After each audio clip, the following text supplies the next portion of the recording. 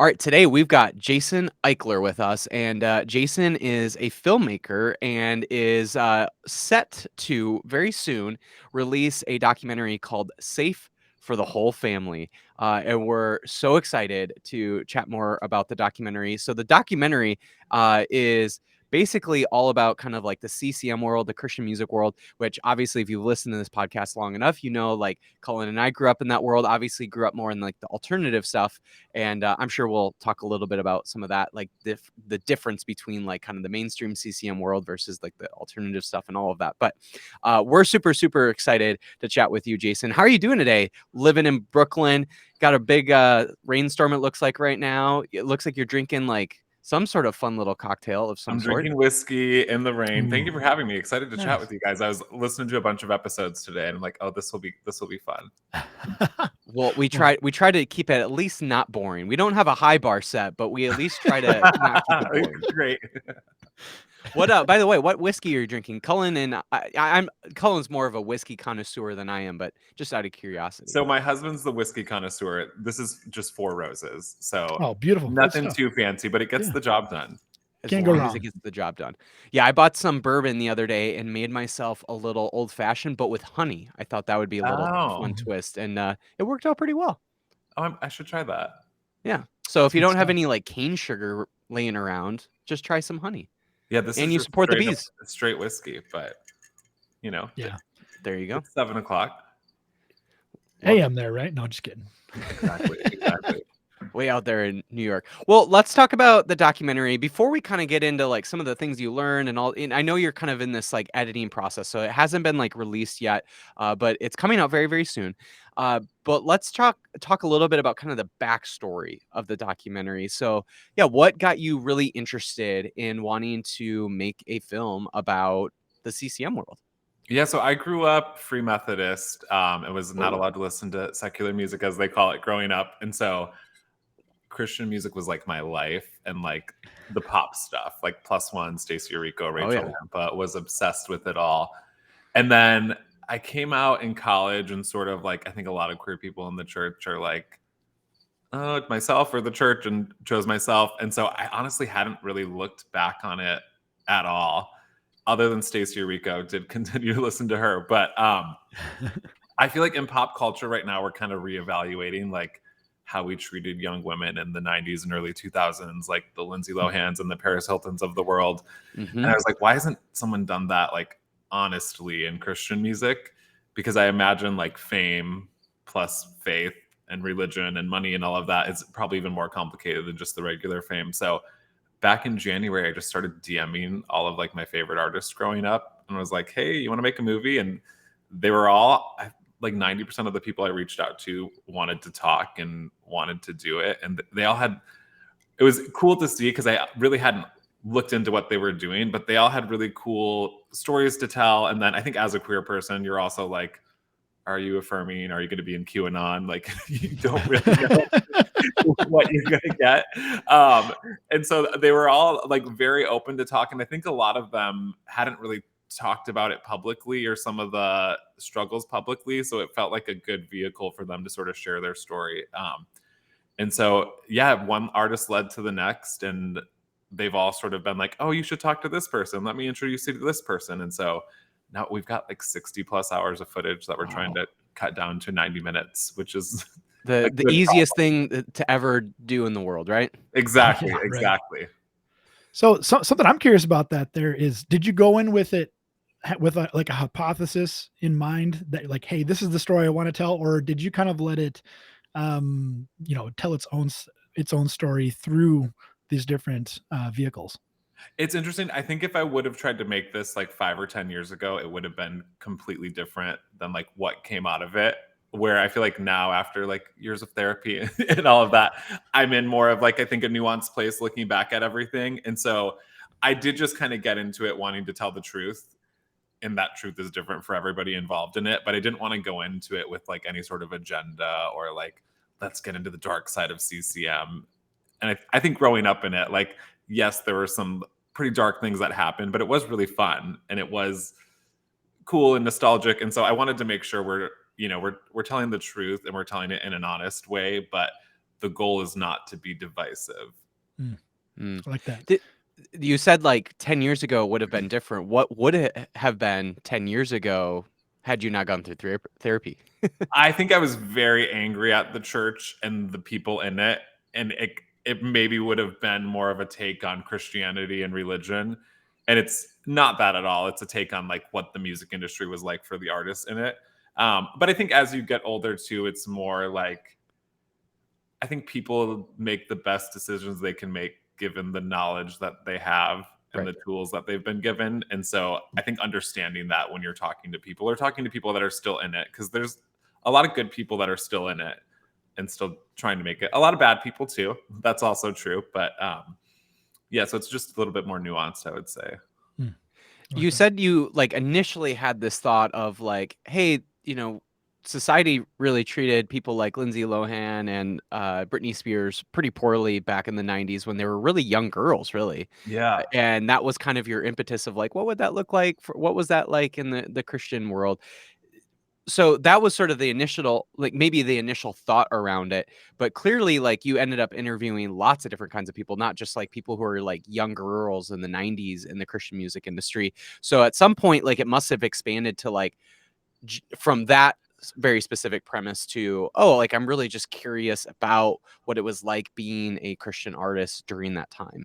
Like it had to have been Yeah. like at some point that switched, right? Yeah, and I think I wanted to make sure we were like representing different genres where there's like the Derek Webb and the Jennifer Knapp experience of being like songwriters getting into it are completely different than like Avalon and Plus One, who were sort of put together by a label, Yeah. versus like a young girl like Nikki Leonti who's out on the road by herself at 14. So made sure we had that. And then also just in terms of one of the interesting things we get into is sort of how a lot of it was funded by like super conservative movements and the Republican Party. So making sure we had representatives of that. So like the George Bush administration was giving something like $1 million a year to True Love Waits, who would then approach a Nikki Leonti or a Jennifer Knapp to be like, we'll give you some money to be the face of this campaign and write some music for it. And so making sure we're sort of covering all of that as well. Wow. That is something I'm very interested to see what you've put together, because it's hard to understand what the purpose of the Bush administration doing that would be, at least just from a third perspective, I think it was so Leah Payne. I don't know if you've talked to her on your podcast before. You should No. get her on. She's Well, I know has her book come out yet, by the way? comes out Do you in know? January.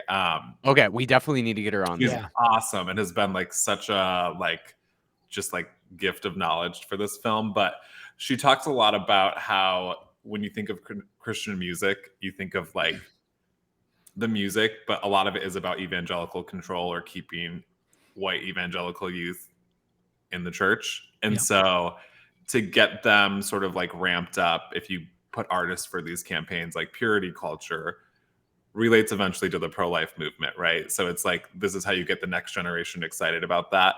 And you see the same sort of thing with like school shootings where you would think gun control, it's prayer in schools. How do we do that? The See You at the Poll campaign. So we'll put some CCM artists on a soundtrack to get the youth excited about that. So there's lots of examples like that sort of throughout, which I guess isn't shocking if you've grown up in it to know like the word Republican was coincided with the word Christian growing Definitely. up. Like, Yep. but when you sort of like zoom out and say, oh my God, where's the money coming from? That's where it was a little bit like, oh wow, this is intense. Was this in George Bush's first campaign, or was it during his reelection? Do you know? I don't have I have that in the doc, but I do not have the actual numbers in front of me. Yeah. Yeah. No, I'm just curious, because I know that like his first election, it was based around like basically cold calling a bunch of people in Florida and stuff like that, trying to say if Gore gets elected, that abortions are going to become 10 times more frequent or something like that. And they were just like scaring everybody about it. Interesting. Yeah. So I'm curious if it was during the first election or the re-election. Yeah. I'll find out. I'll get back to you. Sure. Yeah, no worries. I was just curious. Yeah, no, Well, all good. definitely like during the heyday, I would say, of like CCM music would have probably been more of his like first term just Yeah. with those early 2000s. And you know, we think about, like, Cullen and I, we like reminisce all the time about like the music that we grew up with, you know, during those, like, even like the alternative world of Christian music. Definitely the heyday was like early 2000s, mid 2000s, and so it would have definitely been kind of like that the early part of Bush's Yeah. presidency. Yeah, and Yeah. we're focusing on late 90s, early 2000s when it was like $1 billion in revenue every year and Insane. sort Yeah. of like the peak of it. Yeah, how much Hey, do you know the exact figure of, like, how many billions of dollars that in the Christian music industry was at the time? It's funny, we have a like company doing research because nobody really knows. Some people track it by like units sold, some people track it by like revenue, but it's hard to pin down because it was like you've got the Christian bookstore revenue, but a lot of the tours and stuff were paid for by like World Vision mm, and organizations like that that are like charitable. So like it's hard to see if that counted as profit or not. So it's very hard to pinpoint a number. you know how it should be visualized? At least this is how I would visualize it if I was making a documentary. How many jumbo jets could Creflo Dollar purchase with the amount of money that was made from CCM in the late 90s, early That's 2000s? actually genius. There's a YouTube channel I watch, that whenever there's, like, a sort of, like, size comparison of some sort, like, whether it's monetary or whatever it was, or even, like, physical size, they always compare it to a Honda Corolla or a Toyota Corolla, Toyota Corolla. and so, like, if it's, like, you know, $1,000,000, it's like, it's ho this many Toyota Corollas, or if it's, like, 5,000, like, tons, like, this is how many Toyota Corollas it was or whatever, like, it's always compared to Toyota Corollas. That's brilliant. Everyone knows a Toyota Corolla. You watch the movie and you're like, why is everything compared to a Toyota Corolla? Uh, Anyway. can we take a step back for a second? Yeah. So you're growing up. I'm curious, what was the artist or artists that you push the boundary on when it comes to secular music? What was the artist or artists that you were trying to get one under the table from your parents so that they wouldn't know or anything like that? Wait, you guys are I was not an alternative kid at all. So mine was Mandy Moore, Yeah. and the A Walk to Remember soundtrack. And Oh so man. because Yeah. Switchfoot and Rachel Lampa were on there, I could convince my mom, like, she's a Christian. And Yeah. so my mom actually, I was able to buy like her then secular album after that. And she's wearing like a super low V dress. And my Is mom's this the one where it's like a spaghetti strap dress? Yep. And so, but Yeah. she's wearing a turtleneck on my album sleeve because my mom colored it in. But she was like the first crossover. And then I think I could dabble in like Jessica Simpson and Kelly Clarkson because they were like Christian adjacent. Oh yeah. Well, yeah, because wasn't Jessica Simpson's dad a pastor? Is that how you sold it to her? And well, and they all had, I think even Destiny's Child had like a gospel medley on one of their Oh albums, yeah, but Jessica sang His Eyes on the Sparrow on her Irresistible album. So I'm like, there's that's a perfect. Christian song on there. Oh man, did you ever feel like there was a couple moments where you just like completely missed out on some sort of like pop culture moment, especially I now, remember like like reminiscing on it? like the Britney and Justin thing. All my friends were into that, and I think my cousin had like they had a McDonald's Happy Meal CD that I had like burned from a CD onto a cassette tape that I kept under my bed.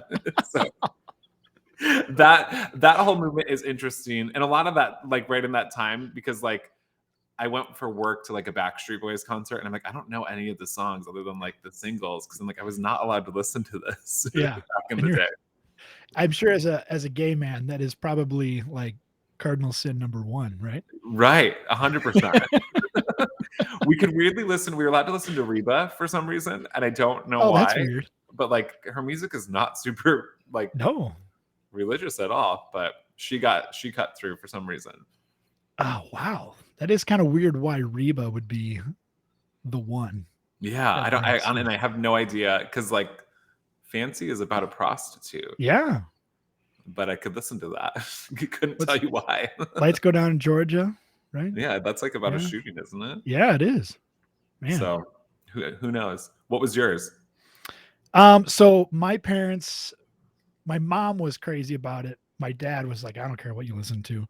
But for me, it was Chingy. I don't know if you're familiar with Chingy. Yeah, Right there, Chingy. right there. Yeah, I was in like the heart of that early bling rap, Okay. bling hip hop, where I was like, I want to listen to that, and my parents, specifically my mom, said no, and she found a bunch of burned CDs and then threw them into the fireplace. So it was while it was yeah, it was great. Isn't It that was such a great. weird thing that we would literally set them on fire? Yeah, Like yeah, it wasn't just like a it's like everything was physically burned. yeah. Well, she did the exact same thing to my Pikachu slippers. So Oh. yeah, it was the worst. The slippers definitely evolve more than anything. It's so funny. Well, so with the filming of the documentary, obviously you've got 60 plus hours of footage. So you have done lots and lots of interviews. At this point, you're in that editing phase. What were some of the things that you learned about the Christian music industry that you didn't maybe know before going into doing some of these interviews? Yeah, was there anything that kind of came up where you're like, wow, I'm sure, sure there's a few things, but yeah, was there anything that was most notable around that? I guess a couple things. One being I think from the outside looking in, I thought like, oh, if you didn't like meet these like sinless expectations, you would be like excommunicated, which in like some instances, like a Michael Passons or a Nikki Leonti or Jennifer Knapp was the case. For the most part, they'll cover up a lot as it's like they don't want to get caught for it. And so I talked to Matthew Paul Turner, who was a former editor in chief at CCM, but he talked a lot about how like even when they were doing interviews with the artists, it was sort of like a group understanding of like we're protecting the faith. So like we're working together to not have this controversy come out because it's a protection of the faith. So there's a lots and lots and lots of gay Christian songwriters who have written the songs that we all know that aren't even publicly out that everybody knows, and they're just kind of okay with it as long as it doesn't come out. So that was interesting, and then I think also just how it was marketed was wild to me. Like, do you guys know about Interlink? I'm familiar with. I'm familiar that there was some like shady stuff.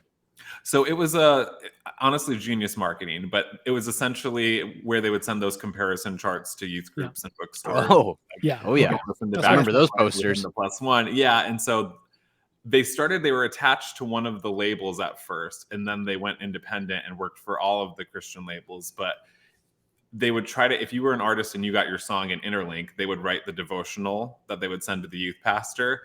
So then that music video gets played in youth groups with the devotional, and so then you have an emotional attachment to the song, and so you request it, you buy the album.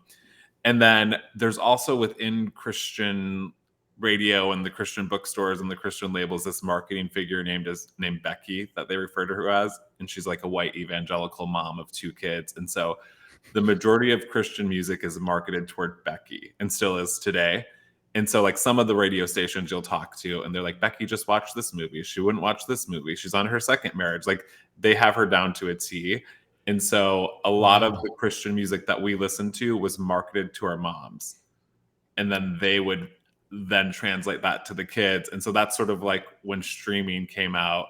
Part of the reason why CCM isn't what it used to be is because it was always marketed toward moms. Once you could get secular music on your phone, most teens are just going for secular music. They're not, for the most part, picking out Christian music. Sure. That Wow. it's interesting that streaming is what did that. Was there any like conversation around like the years of like Napster and all the illegal downloading? Because it does seem like with the rise of the internet, that would have given more access Yeah, to so all of kids. that sort of combined is like we talk a lot about how, and Christian music is still thriving and making money, nowhere near what it used to be, but it's sort of like threefold. One is like this pivot to worship, which is also sort of a reaction to like CDs aren't selling. We can make our money if we license it in church. Then the internet comes through with streaming and downloading and all of that. And then when all of these artists started crossing over, like Switchfoot and Sixpence and Jars of Clay and Stacey Rico, it's harder to say, don't listen to this, listen to that, when the people on top of the pop charts are Christian artists. And so it makes those lines a little bit more blurred. Mm. Interesting. It is fascinating to see like or to hear how just like the business part of Yeah. the industry dictates so much of this. Like you just mentioned, like how the pivot to worship was because album sales are down. So how do we make money? We just make money from licensing our music to churches so they can use it for worship. Like that business side of it. I don't think a lot of people are aware of it at all, and yet it seems to be a really major factor of what has shaped our experience of the Christian music industry. And I think if like when you're in it, right, you see it as a movement of like Third Day releases this worship album that then goes viral while Hillsong is happening and Delirious is happening. And so it feels like worship music is taking over the industry, which is true, but also CDs aren't selling. So like Right. we got to make music somewhere. Mm. That's fascinating. I remember, so we're good friends with Derek Webb, and he talked to us about that pivot that happened where Third Day, I think it was a Third Day, Cullen, that he Yeah. mentioned, like had this huge first kind of worship album. But prior to that, CCM World, it was very kind of like 90s singer songwriter kind of vibe of music. That was the most popular, And like it was generally like Caedmon's Call. one-offs. Yeah. Yeah, and Right. they apparently the label fought back hard against. They didn't want them to put that album out because it was sort of that like vertical, like worship music is just for church. Yeah. CCM you sing outward to people, and apparently like the label thought it was going to flop, and then Yeah. it And then it comes did. out, and then it's like everyone and their mom has a worship album. Yeah. And that has shaped the trajectory of the Christian music industry for quite some time. Yeah, And I never really thought about it that like, it really wasn't until we talked to Derek about that, where it was like, "Oh, yeah, like, the Christian music that my parents grew up, like Newsboys, Caedmon's Call, all those kind of artists were, like, they weren't singing those songs in church no, for the most part." And it wasn't until, like, the late '90s, early 2000s with that Third Day album where things started to change. Now, all of a sudden, you get, like, Chris Tomlin and even, like, Newsboys, and a lot of those bands started to switch over to worship kind of music. And it's really interesting to see, like, that shift happen, and that all happened, like, in the time that I would have started to become aware of the CCM world, and I never realized, like, that how dramatic of a shift that was at yeah. that time. And while that was happening, was sort of when like Switchfoot and Sixpence and Right. Stacy were all like, we don't want to claim the word Christian artists. We are just artists. Some of the music is Christian. So it kind of did split a little bit. Yeah. What a fascinating part of that history. Was there more of that came up, when filming and interviewing a lot of these artists around that whole, like, "We're not a Christian band, we're just Christians in a band." Like, how much of I that have came up? every single artist that was in a band has said that same quote to me that like that they would get asked it by Christian press. Like, are you Christians in a band or are you What a what Christian? have you learned about that narrative that they tried to drive home? A lot of it came from Christian media. The artists didn't care. And I think that has been what's been the like coolest part about this is all of the artists that I've talked to are really cool, well-meaning people that like got into it because they were raised in the church and wanted to, you know what I mean, share their love of God, and then realize like, oh, we're part of this propaganda machine. That's not a ministry; it is a business. But all of that sort of like Christians in a band or are you a Christian band came from sort of like the audience and the media around it. Mm. Mm. You mentioned about, like, just how much of the artist's journey was to realizing, "Oh, wait, like, I'm just, like, a cog or I'm just a part of this machine, this business machine, and I don't wanna be a part of this anymore." But again, like, and I think I don't know if it was, like, before the interview, but at some point when we were chatting here, you mentioned how a lot of these people start out when they're 18, 19 years old, and they don't realize that. They just wanna make music. Yeah, I mean, some And of them were like Nikki Leonti was like 13, 14 when yeah, she like, got super, signed. super Yeah. young when they, like, start out, and they just wanna make music. Wh what like, I'm really interested in knowing what that artist journey has been like for a lot of people, where they realize, like, I just wanna make music. Like, I'm a kid, I'm, like, 19 years old, 18 years old, maybe even younger. I just wanna make good music. This happens to be the opportunity I'm given, and then maybe 10 years later, they realize that they're just a part of this machine. What is that journey? What is that experience like for a lot of these artists? I think it's a little different for each artist, which isn't that shocking. But the pop artist, I feel like were put under the most pressure because they were put together by the label. So always a product, right? Where it's like Mhm. Mhm. we're going to put you're going to be the Christian version of this. And so they felt the most pressure. And then a lot of like Nikki Leonti or Michael Passons from Avalon were kicked out, like forced out. Mm-hmm. And so they kind of came to that like at a glaring halt. If you look at like a Jennifer Knapp, who was not raised in the church at all, started writing Christian music in college, always went to it from an authentic place. I think hers was sort of like looking around and being like, wait a minute, I don't subscribe to purity culture. I don't like what they're saying about queer people. I'm going to like leave on my own accord. And sort of a similar with like a Derek Webb, who's just like, Mm-hmm. don't tell me that I need to write a worship song. Like, let me do this. So it's a little bit of like that. And then I think like Nate Cole from Plus One, we talked to in this, where he was kind of like, oh, this is a business. What am I doing? So it's different for each person. But, and now looking back, I would say it's like 50-50. Like half are deconstructed or still claim the word Christian. A lot of them want nothing to do with it. And which makes a lot of sense if this thing that you're almost, it's sold to you as like a ministry, and then you get into it and it's like, oh no, lots of people are making lots of money off of me. Most of the artists didn't make that much money, which is also interesting. Right. Like the labels did or the management did. Would you say, of the people you talked to, how many would you say felt like they had a good experience? Did anyone say that? Yeah, I think a lot of them, like we talked to Matt Thiessen from Reliant K, Lee Nash from Sixpence, Crystal Lewis. I think I wouldn't say like any of them would all say it was all bad, or any of the artists. I think if you get kicked out, obviously it's different than like choosing to leave on your own accord. But all of them have said like it wasn't all bad, it wasn't all good, which I think is the truth for anything, and sort of the line we're trying to make sure we stick to, where like I'm really not trying to make like the dark side of CCM. Yeah, for sure. And so we want to just sort of tell the truth, which I think for everybody is there was some good, there still is some good, there was some bad, there still is some bad. What is the good? Good. What was the good that was that came up consistently? I think it was like Matt from Reliant K was saying, he's like, I think that it kept me humble, it kept me nice, it kept me like a lot of camaraderie. I think you know, if you're believe in Christianity and you're writing about your faith, like that's a good thing. It's just hard. Derek Webb said a quote that it's kind of like the thesis of the doc, where like the marriage of art and commerce is already a tricky one. When you throw religion into the mix, it can become dangerous.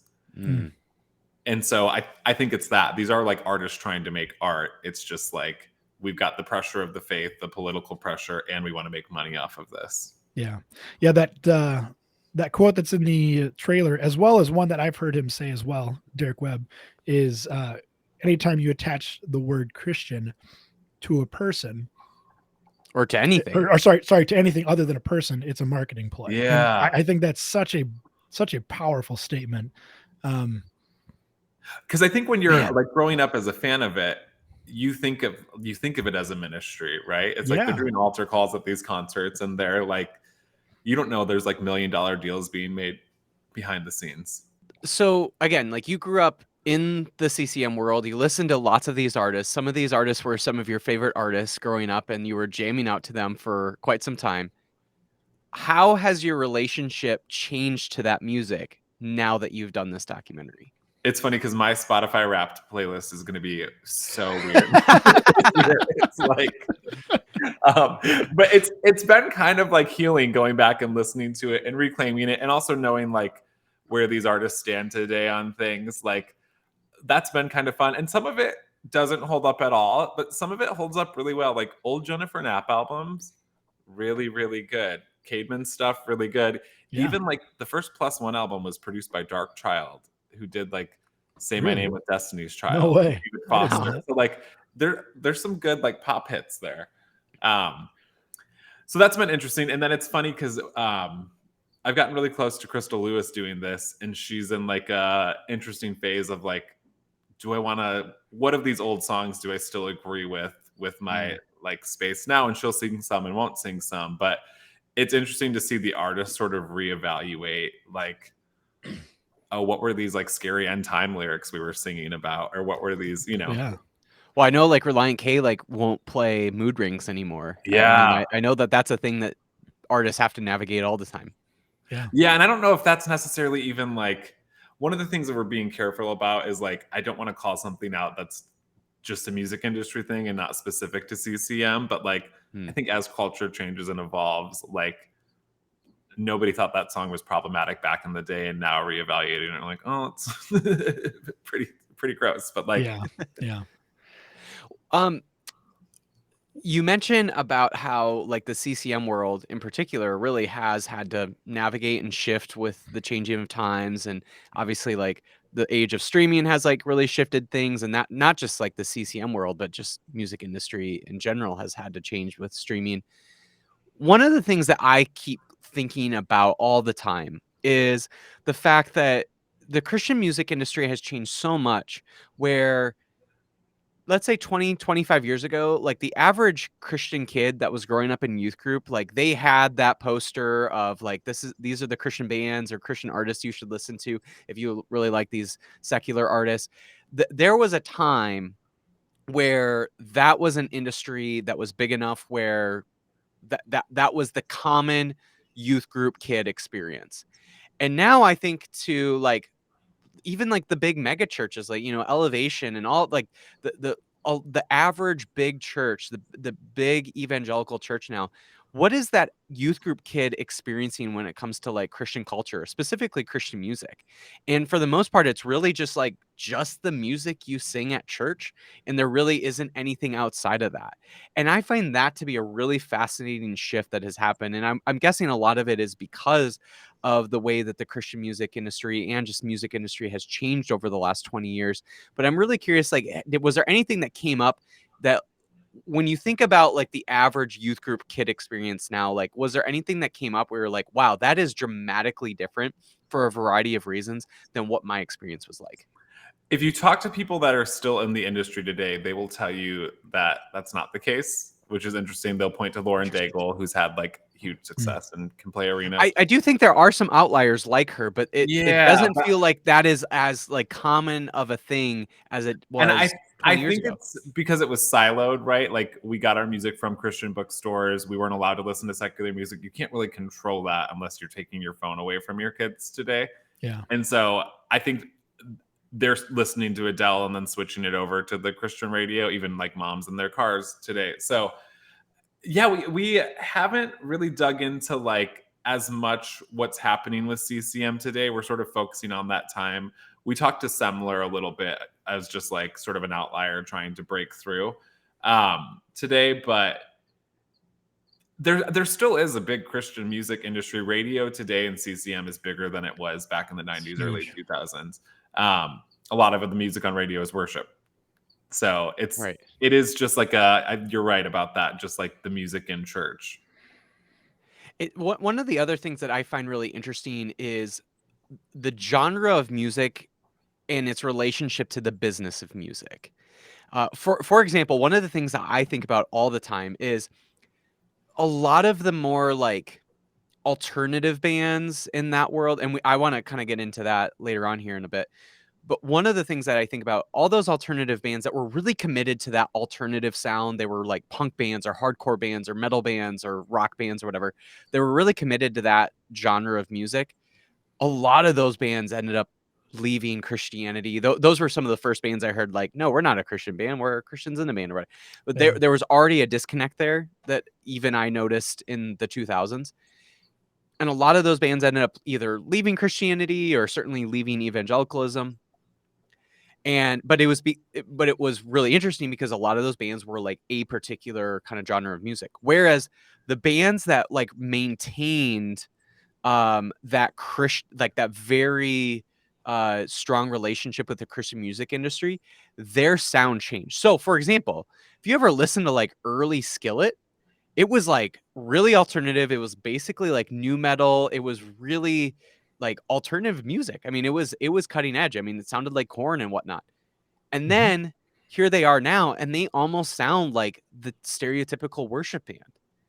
And they made a genre change over these years that I think has been because of their strong relationship with the Christian music industry. And there's a reason why we like think of Skillet the way that we do around like, especially those of us who left evangelicalism as like they're like the Christian nationalist band and they're like the Yeah. band that like are super super evangelical. And I think a lot of it you can see just by the way that their music sounds. I'm really curious if like you noticed anything around that, around like a artist genre and the way that their music sounds and their relationship with the Christian music industry.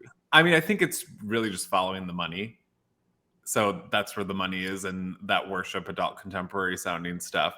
It's interesting, the genre stuff, which we haven't talked about yet, is sort of the gospel versus CCM of it all, where Oh, it's like, if you look at CCM as a category on Billboard, right? It's the only genre defined from lyrics, unless you're black, then you're gospel. then your gospel. Yeah. Mm. And so if you look at, and they'll all be like, it's a different genre, but if you like follow and go way back, Christian music started from rock music, which was taken from the black church.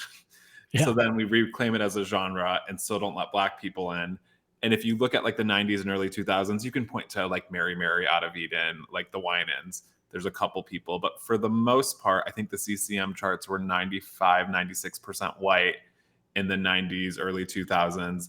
The pop charts are pretty integrated at that point in terms of race. Yeah. And in terms of like Trinity 5-7, who's in the movie, they're working with a lot of the same producers and songwriters. And so it really is just like used as a way to segregate. So that's interesting in terms of genre. But going back to the Skillet stuff, I do think that's following the money.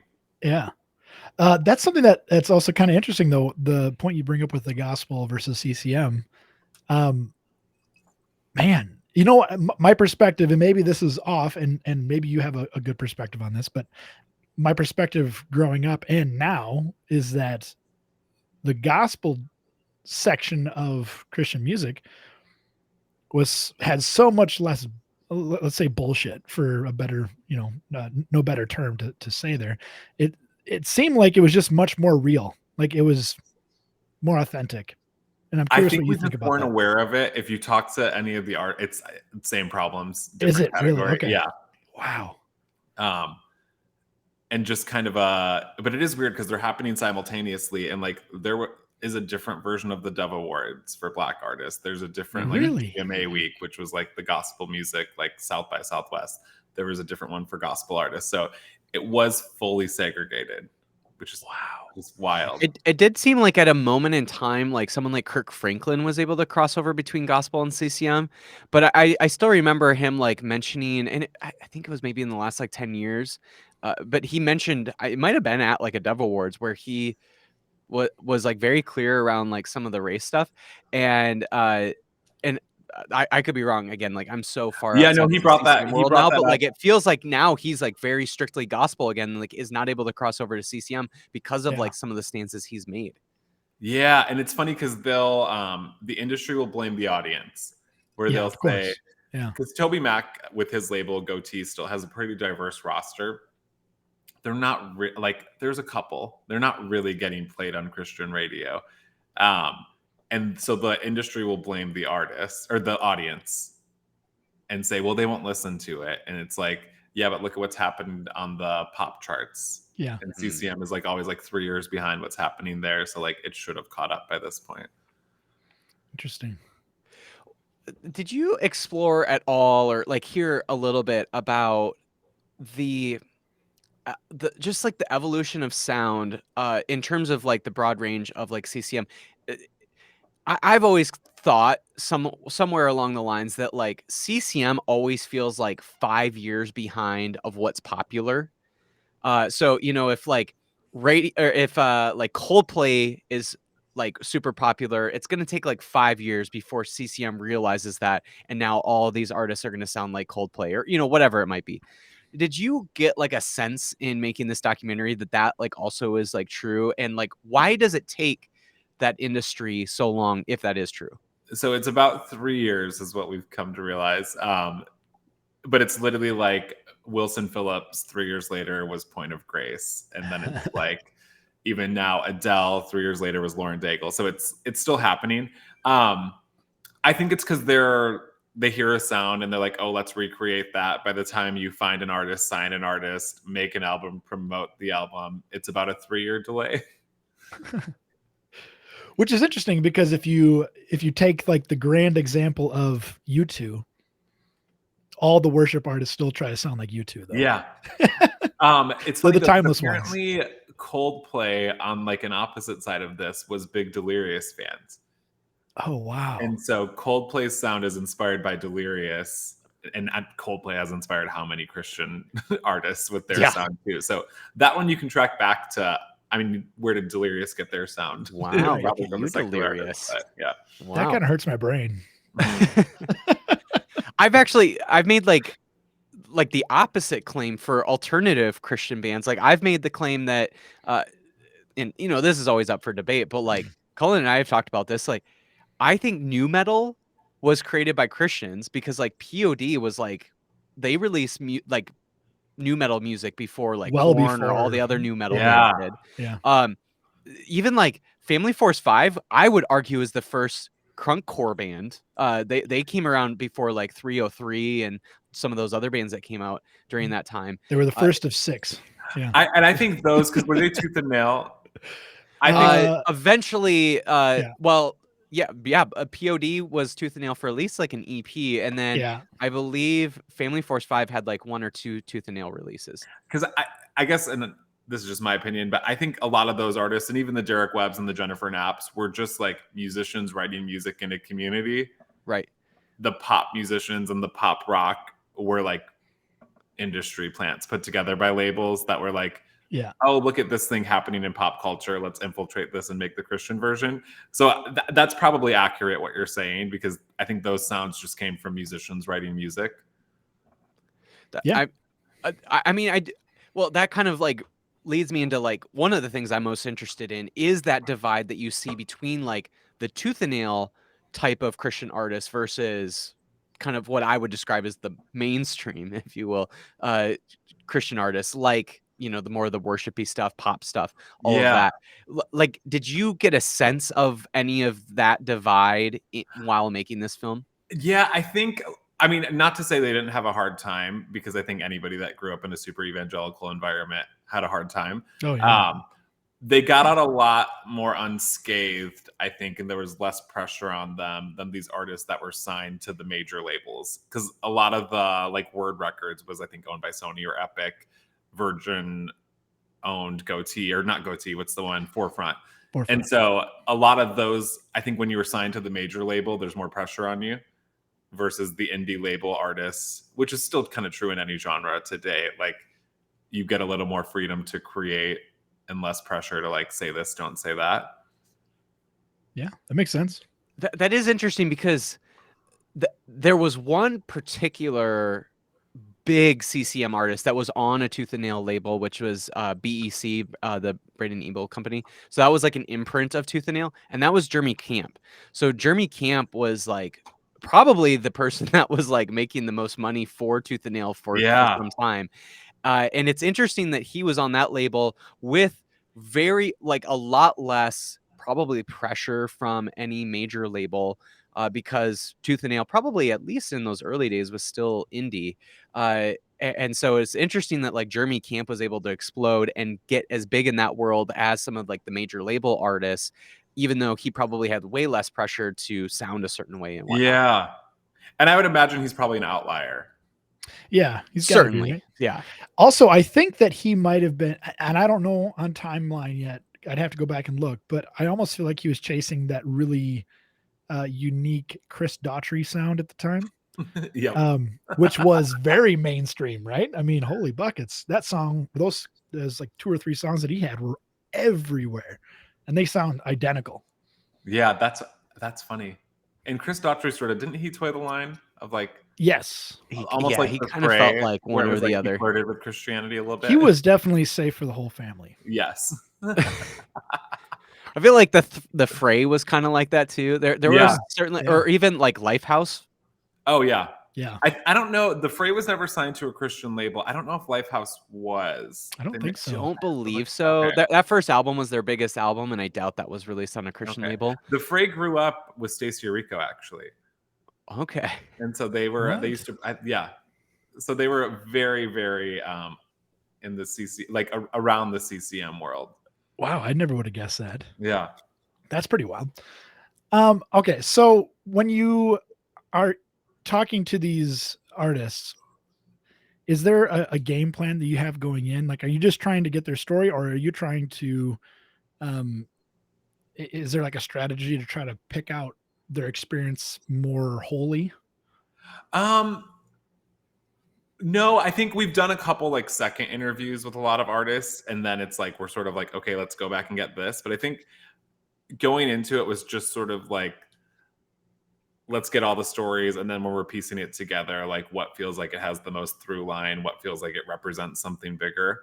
Um, I tell people I didn't have to do really any research for this because I like grew up in it so much that it was just kind of like go in and talk to them. It's funny, our editor, the first weekend of interviews, we did Michael Passon's Jennifer Knapp and Lee Nash, and she like wrote me an email. She's like, "You have to stop talking," because it was just like I hadn't talked about this in so long, and so they're talking, and I'm like talking over them and cutting back. But yeah, I did just sort of go in wanting to like hear their stories from their perspective. And then when we go back for round two, it's sort of digging into like, okay, what happened in that situation or that Sure, scenario. sure. Um, Also, along with that, you said you have 60 hours or so of footage. First of all, I can't imagine trying to edit that down, and I feel for you. Why a documentary and why not like a docu series? I'm self-funding it, so Yeah, yeah, that's a big reason. But I did sort of want to like tell a holistic story, sure. and one of the reasons I did this independently versus like going to a network for funding first is I think my fear was having to make the dark side of CCM Uh, and like really get into, and like there is that in here, like where it's not like we're like cleansing it, we're telling the truth, but like I wanted to tell the truth from all sides. And so that mixed with the fact that it's self-funded made it like, let's make a movie, not a series. I like that. It's good. It makes sense. Along those lines, what is the plan around like the release of this? Like, are you gonna do some like festivals? Is it eventually gonna be able to be like streamable? What's the kind of idea around all that? Yeah, the plan is the film festival route. So we should be finished hopefully by end of year, early next year, and then submit it to film festivals. And then hopefully that's when you get a distribution deal and put up on a platform and all the fun business stuff. Awesome. Is there a hope that like a Netflix or something like that would want to pick this up? Like, I know, I think it was Hulu that picked up a whole thing about Hillsong and stuff like that. Um, is that a possibility even? Yeah, definitely. And we'll try to go to a studio, and then the studio will take it to the networks. A Gotcha. network could just pick it up right away, but yeah, we're open to anywhere. Nice. Well, I'm rooting for it. Watching the trailer, I've never been more excited for a documentary, and I'm not gonna lie about that. Like, I watch a lot of documentaries. Mason knows this, but I'm really excited for this one. Thank you, appreciate that. Yeah, Yeah, it's a I when I first saw it, and I've seen like some other like CCM stuff, but I'm like, this is getting to like where I want to see a CCM documentary. Like, this is really getting to the heart of some of the things that I've like really questioned and wondered about that world. Yeah, I think we talked a little bit before we hit record about the Jesus music doc, Hmm. and I felt like it just left out a lot of the story, and so we wanted to cover what they didn't cover. makes sense. I love it. Well, let's kind of transition from the documentary and let's get into your own personal favorite albums. I'm guessing there's going to be quite a few CCM albums on this, but yeah, let's hear from Jason Okay, what so your top 5 most influential albums are. Yeah, okay, they're the most influential, the first is the Stacey Rico self-titled album. That was like totally my shit as a What kid. what year was that? That was 2001, 3, 2002. 2. I can I'm look. looking Hold on, her first album, right? her The oh no, second album. the The first set one is good, but the second one was like, oh, 2003. 2003. The Also, second one that was like, album cover is the most 2003 like look I've ever seen from it's a like the gray shirt looking to the side. But that and that album like the holds up. makeup and oh my goodness, that is so 2003. I remember watching it. She was on TRL, and it was like a big scandal in the youth group that she was on such a worldly channel. But Oh my gosh, she's going to hell. I know, poor Oh, thing. Okay, so that one, and then I'll say we talked about it. The Walk to Remember soundtrack oh yeah. still holds up. I stand by that. I listen to that all the time. And then the Joni Mitchell Blue album. Oh yeah, there we go. That Oh, was like a in college sort of first time. Like I think when you grow up in CCM, I didn't listen. I only listened to pop CCM. I yeah. didn't know about anything that wasn't mainstream. And then even when I started to listen to secular music, I didn't know about anything that wasn't pop. And so that was the first thing where I was like, oh, what is this? Like, this is How crazy. how did Joni Mitchell of all things catch your ears I was in hungover college? in college one day, and a friend was like, I listened to this when I'm hungover and put it on, and it just like hit me. Like, this is so good. That is, I mean, I get why you would listen to that hungover, but also what a strange record to choose at the same time. I like it. It's great, great record. And then the Brandy Carlisle Give Up the Ghost album Oh, Oh yeah. was I like love Brandy Carlisle. so good. I actually saw her do the Joni Mitchell Blue album at Carnegie Hall last year, where she like just sang it front to back. It was Wow. amazing. Every lesbian in Hollywood was there. Just like I would Glennon I would Doyle and like imagine so. so fun. And then Can I just say one thing about Brandy Carlisle? She's like pretty outspokenly Christian, right? Like, yeah, and like claims it, which is and it's cool. really interesting that like that's the other thing that's interesting about this whole world is like you have obviously like these people who get into that world, they don't necessarily know what they're getting into, and then all of a sudden it's like, well, I'm a Christian, but I'm not like doing like Christian music.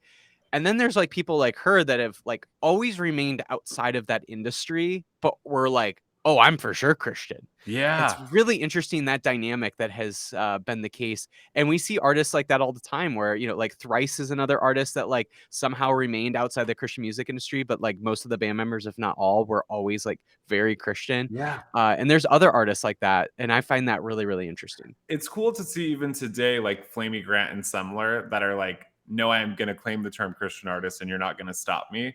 Where Yeah. it's like, if you talk to Jennifer Knapp or Derek Webb or any of these other artists, they don't want that title. And so Right. it's kind of cool to see this new wave come in and be like, nope, we're taking this. You can't stop us.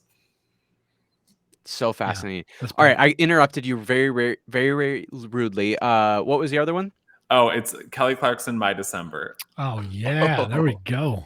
That was the first time I was like, oh, I'm going to root for an album that nobody else is. I loved it and latched onto it. What did you when you interviewed Matt Thiessen, did you talk anything about the song that he recorded with Katie that ended up getting re-recorded with Kelly? It's funny because I literally that was the first thing I brought up, and he's like, I don't think anyone's ever brought that up in an interview before. Never? But long What? shot. It is a great song. It's actually super catchy. Oh, it's so good. Yeah. We did talk about that. I'm trying to find a way to get it into the movie. It's probably not going to make the cut. But yes, we did. I made a YouTube video a few months ago about the relationship between Katie and Matt, and I find it so interesting. I think it's one of the funniest stories from that Christian music world. Oh, I'll tell you a story when we're done recording. Oh, I can't wait. boy. Got a good one. Yes. All right, I think you got one more, right, Jason? I think that was 5. That was 5. Oh, that was But 5. Okay. I do have a question here. Of the artists that you could have interviewed, what were 3 white whales that you came close, but you just couldn't quite snag? I'm not going to say them yet because I'm still working on them. Ah, okay. Oh, All right. okay. Well, maybe this would be a little shout out to them. I would love to have Jackie Velasquez. Yeah, okay. I'll put her out there. Okay. Would love to have her. That'd be Yes. great. For sure. All right. What about Rebecca St. James? I would love to talk to her. She's married to the guy from Foster the People, right? I thought they were like, no, I think you're right. And then also her cousin is like the For King and Country guy, right? Yeah. Oh, is he? I didn't. Oh, you know what? Because there's a movie coming out next year about her and For King and Country. I think it's the same people that did like I Can Only Imagine, all of those ones. Well, that's Okay. awesome. The Rebecca It's either her St. James cousin or her story. brother is like the For King and Country people. I think that is. Yeah, she'd be And then I interesting. think we heard, like, Cullen, I feel like we heard in the last, like, year or so that, yeah, she's either married or had some sort of relationship with Foster the People. Yeah. Yeah. I think she's married to one of the guys from there. I think so. Yeah. Wow, look at Google you. exists, but we're not going to use it. All right. What would you like to plug? Obviously, you have the documentary coming out at some point. Yes. Wait, is this the real plug? This Yeah, is the this we is have a still GoFundMe. this Okay, is the real sorry plug. guys. We'll give Sorry you to the butcher wink when this. we'll give you the wink when we're ready. We've to got a do that. GoFundMe out right now. We're raising money to finish the movie for graphics and or for graphics and music and licensing and all of that. SafeForTheWholeFamilyFilm.com. You can find more. Perfect. Great. Is there any idea of like when it possibly could come out?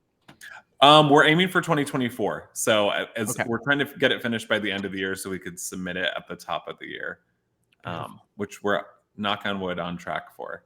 Awesome. Oh, look at that. Perfect. Wonderful. Excited for that. Jason, anything else you'd like to plug? I'm making this up as I go. Back in 1992, I co-wrote an Amy Grant hit. What? How old No were you even? way. I was 5. What? Yeah. How does a 5-year-old end up getting hooked up with Amy Grant to do a song? I wrote a poem in the local newspaper that apparently her tour manager or somebody had read, What? and they sent it to her, and she turned it into an album track. Oh my It was god. never a single. It should have been. What? Are you like in the co-writing on the like the album credits? I am. Really? What? All right. So Yeah. we can go back and is it a pen name or is it your actual name? It's my real name, Jason Ikeler. Wow. All right. Wow. I'm gonna have to go through 5 my Amy years Grant old. records. What could you possibly say at 5 years old that Amy Grant's going to want to put in her album? God was working through me. That's all I can say. Wow. Yeah. It's pretty That powerful is- stuff. Clearly. Wow. Well, I mean, if God can speak through an ass, he can speak through a 5-year-old Jason Eichler. Amen. Wow. Impressive. Well, shout out to Amy Grant. I feel like she gets a lot of hate from a lot of different people, but you know what? If she's willing to see a 5-year-old poem and be like, "Oh yeah, that needs to be in an album," like, my goodness, what kind of that's incredible intergenerational ministry of her. That's I vision. know. And here I am all these years later. Wow. I feel like you should at least be able to get her in the documentary for that alone. Like, hey, Yeah. Amy, You remember me? what up? Like, hey, I literally co-wrote one of your songs. I'm still getting those royalty checks. It's the least you could do. All $2. Nice. Yeah, exactly. Love it. Well, Jason, so exciting to chat with you about the documentary. I'm really looking forward to it when it eventually does come out.